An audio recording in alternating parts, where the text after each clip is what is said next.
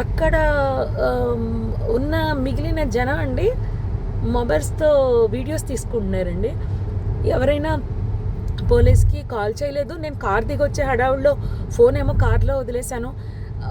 Phone వర్షం పడిపోతుంది పక్క నుంచి, ఫోన్ టచ్ చేయడానికి కూడా ఎవరిదైనా అడిగి తీసుకుని టచ్ చేద్దామని వర్షానికి తడిచి అది పని చేయట్లేదు. నేను మళ్ళీ గబగబా కార్ దగ్గరికి వెళ్ళి వెంటనే కర్నూలు ఎస్పీ గారికి అండ్ ఎస్బీ ఇన్స్పెక్టర్ గారికి కాల్ చేశానండి. లక్కీగా ఎప్పుడో నెంబర్స్ ఉన్నాయి. కాల్ చేస్తే వాళ్ళు ఇమీడియట్లీ రెస్పాండ్ అయ్యారు. వాళ్ళు రెస్పాండ్ అయిన కాసేపటికే రూరల్ సిఏ గారి బృందం అంట వాళ్ళు వచ్చారు. దాని ముందే ఫైర్ స్టేషన్ వాళ్ళు వచ్చేసారు. అండ్ ముందు ఫైర్ స్టేషన్ వాళ్ళని నెక్స్ట్ ఫైర్ సిబ్బంది, నెక్స్ట్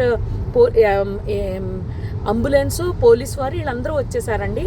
అప్పటికే ఒక ప్రైవేట్ వెహికల్లో ఒక 6గురిని హాస్పిటల్ పంపించారు. నాతో అతను ఎవరో హరీష్ అంట, ధర్మవరానికి చెందిన అతను. పాపం చాలా మంచి వ్యక్తి ఆయన కూడా. ఆయన ఒక 6గురిని ప్రైవేట్ వెహికల్లో ఎక్కించి పంపించారు. తర్వాత వీళ్ళు వచ్చాక ఒక 5గురిని అంబులెన్స్లో ఎక్కించడం జరిగింది. ఆయన తీసుకెళ్లారండి. ఆ తర్వాత ఈ లోపలనే మొత్తం ఎస్పీ గారు, పోలీస్ సిబ్బంది అందరూ వచ్చేసారు.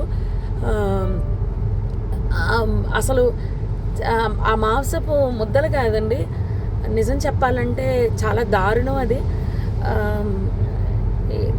అస్థిపంజరాలు అలా సీట్లలోనే చూసేసరికి అసలు నాకైతే వల్ల కాలేదు. ఎవరైనా ఫ్యామిలీ అండి, చాలా ఆ ఫ్యామిలీ ఎంత బాధపడుతూ ఉంటారో. నేను అది తట్టుకోలేకపోయాను.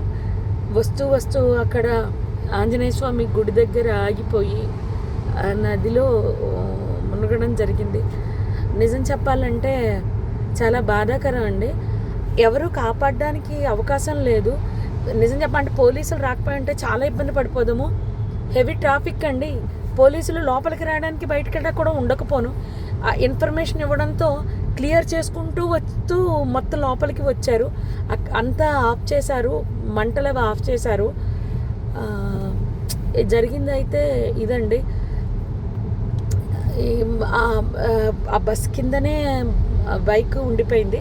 ఆ బైక్ని కొట్టేస్తే బైక్ అతను చనిపోయి రోడ్డు పక్కకి పడిపోయాడు.